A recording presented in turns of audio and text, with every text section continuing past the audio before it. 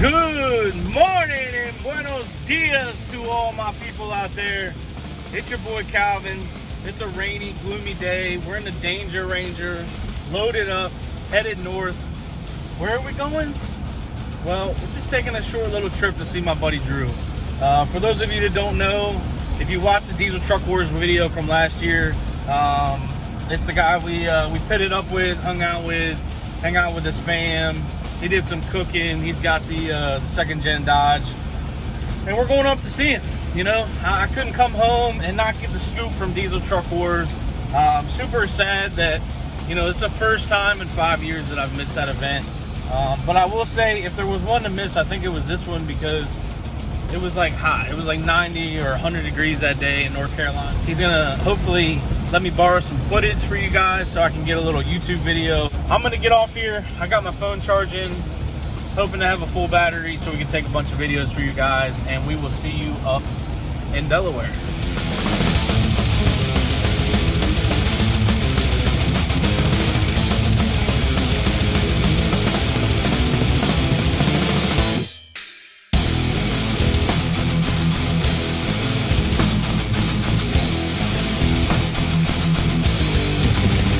What's up, guys? We are here at Carter's Racing's garage slash shop, aka Drew's house. He let me come by here and check out the race truck and give me a lowdown on what happened over the weekend at Truck Wars. Some good, some bad, some hot. You know, got a little warm over the weekend.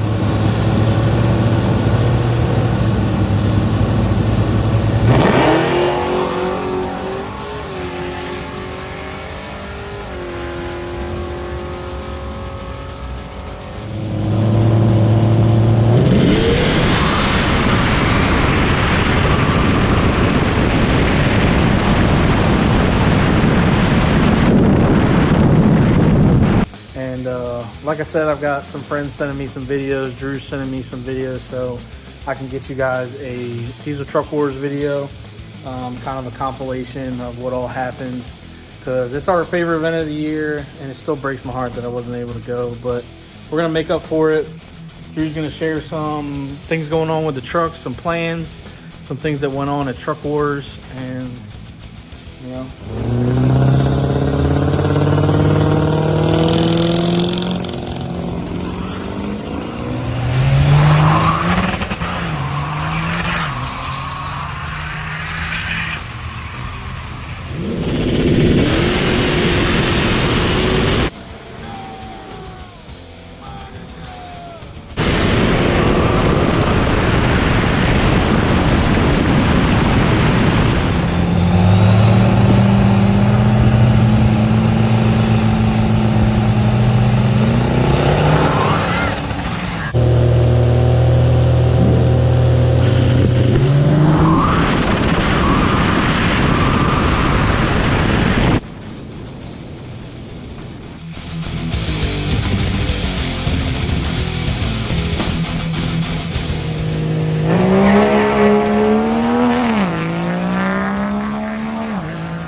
This is a good sign.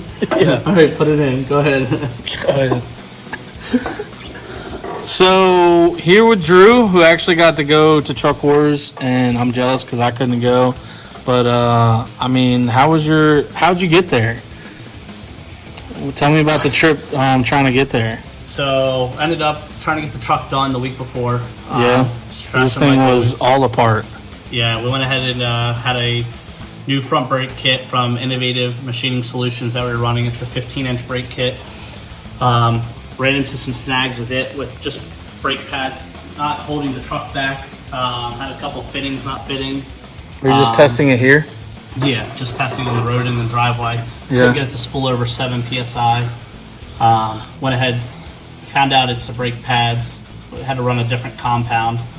Thanks to Willwood and Buddy Calloway for recommending a different compound. And shoot, just trying to button up wiring, piping, cutting the fenders out, trying to get everything buttoned back up. Relocated the battery to the rear this time because, as you can see, there's nothing up front anymore. Just full-blown race truck. Yeah, get it prepped for a front clip this year sometime. So how many years have you been racing this truck?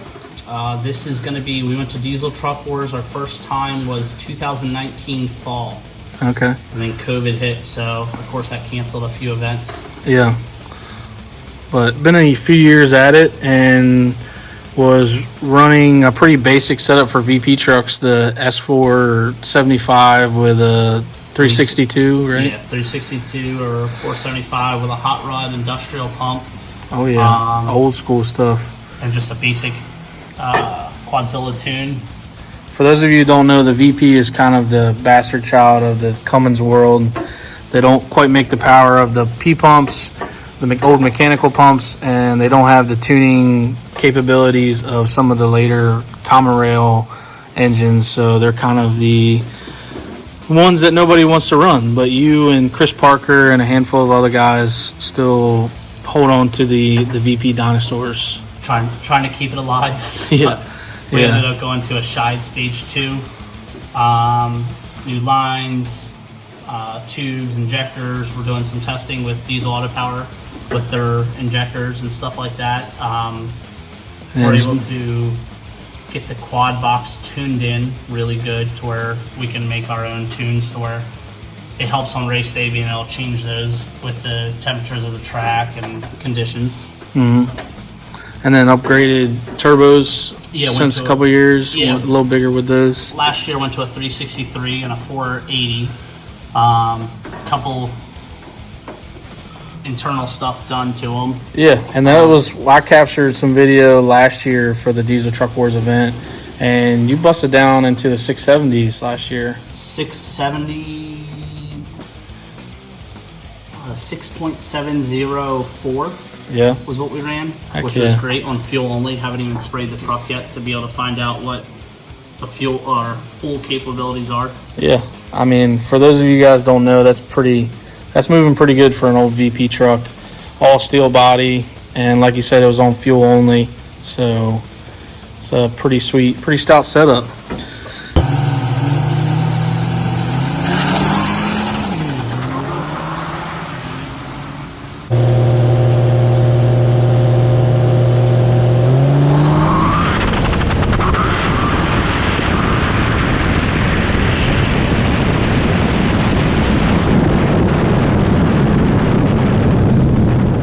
You were supposed to have somebody tow you down, and then they broke down. So, he had to turn around. I have a buddy of mine that wanted to tow the truck down because we were leaving late that night and parking at Diesel Truck Wars at the hotels is horrible. So he was supposed to leave, got halfway there, and a 6.0 broke down. R.I.P. Yep. We turned around because we were actually ahead of them. My wife got off early, and we went back, picked the truck up with the old 6.7 Cummins and towed it back. There's the old girl. Don't mind the Danger Ranger. There it is. Yeah, so you were actually on time early and kind of got messed up. Yep. Had to turn around and come back. Got down there. We pulled into the hotel at 6:30. Yeah.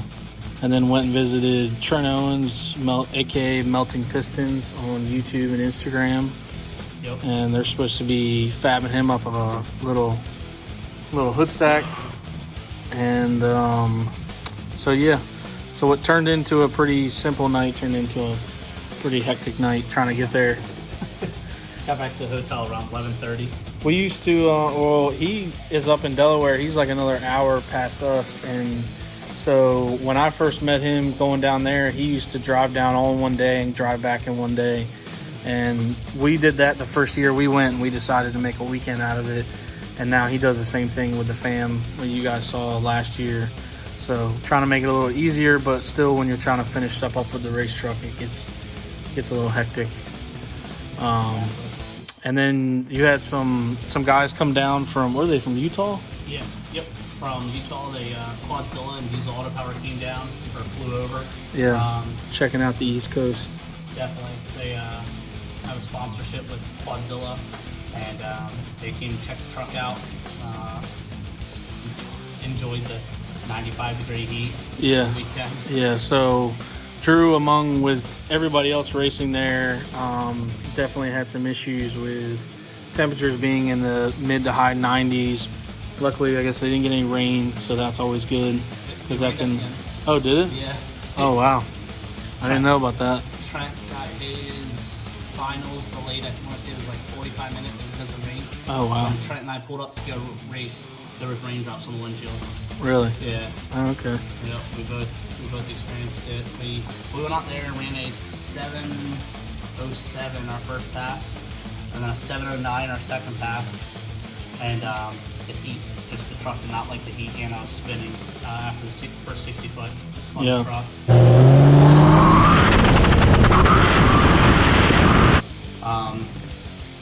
Pulled down just a hair, and we were able to make a 694 pass.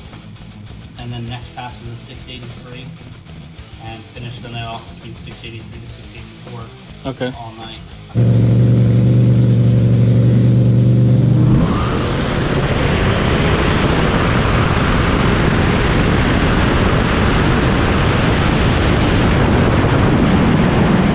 So it was getting down, but just never quite hit your mark that you were shooting for like last year. Yeah, it was too hot.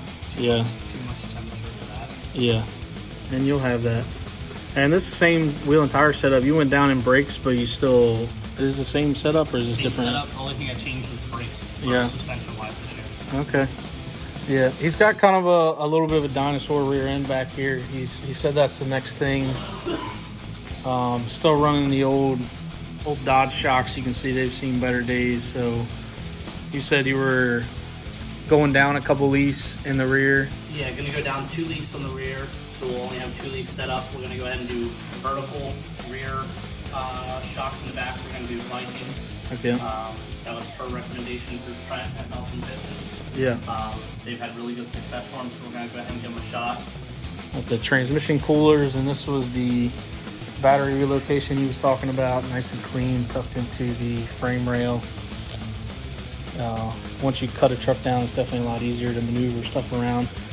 Yes. And of course, I gotta show this. This is famous all around the internet, but you know, we gotta support our businesses somehow, and this is how he supports his race business. We actually upgraded that this year. Oh, did you? Yep, we went from a vinyl, just regular sticker. I'll say it looks different. Full die cut sticker now. Wow. Yep. A little raised, a little texture action. Outline to it, yeah. Yeah. Gotta support the white. Yeah. And as you can see, he's running Crazy Carl's compound kit. Got some other names down here. And obviously got the big Quadzilla on the side. VP44. Yeah, Muldoon's transmission. Who's this down bottom? Cover Graphics. They're the ones that do all the stickers. Okay, yeah, that makes sense.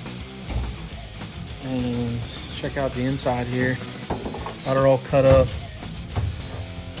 So if you guys didn't know, the only way you can get a second gen dash to not crack is to put a metal one in. It's definitely a lot cleaner. And I don't think I got any videos last year, but I will say the interior was not looking this good last year. Yeah, this year we went ahead and did a full-blown distribution blocks up front. Went to a quick car panel this year, and then the only thing we got left to do is the steering column. We just ran out of time. Yeah. After the steering column's done, we'll go ahead and I'm gonna order the rest of the cage. We'll full cage the truck, and then it'll be ready for fiberglass. We got fiberglass front clips coming, fiberglass doors, filler panels, and bed sides. Sweet. It's a badass setup. Thanks, man. Wish I could have been there. Held it down. Did you do some grilling? Oh yeah. Yeah. Some smoking too. Did some smoking? Traeger, yep, on the tailgate Traeger. Tailgate Traeger. We smoked some burgers, some wings. Morgan made her famous pancakes that she always does. Wow. Bacon, Good deal. sausage. Got any footage of that you gonna send me? Yeah, I'll send you. I think I got some stuff. Some videos Some of pictures and cooking? videos. Oh yeah. Yeah, there you go.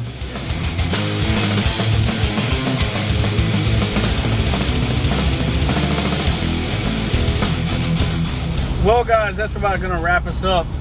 We got the recap from Drew. Shout out to him for letting us come by, check out this place, check out the race truck. We hadn't seen it since last fall at Truck Wars. He's been doing a lot of wrenching, a lot of work to the thing. Looking forward to see what he can do with some cooler weather and some events this fall. Always a pleasure hanging out with him. Wish we could have been there for Truck Wars, but I guess this will have to do. He hooked us up with some merch. He got a Quadzilla hat and one of his Carter Racing t-shirts.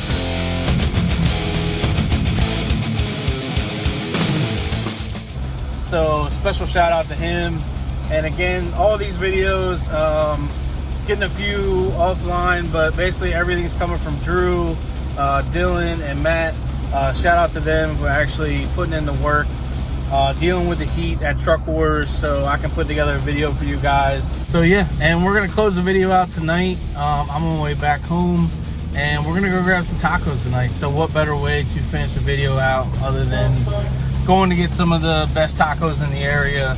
La Sierra is in Selbyville, Delaware, and it's one of the best places that we've been to for authentic tacos on the Eastern Shore.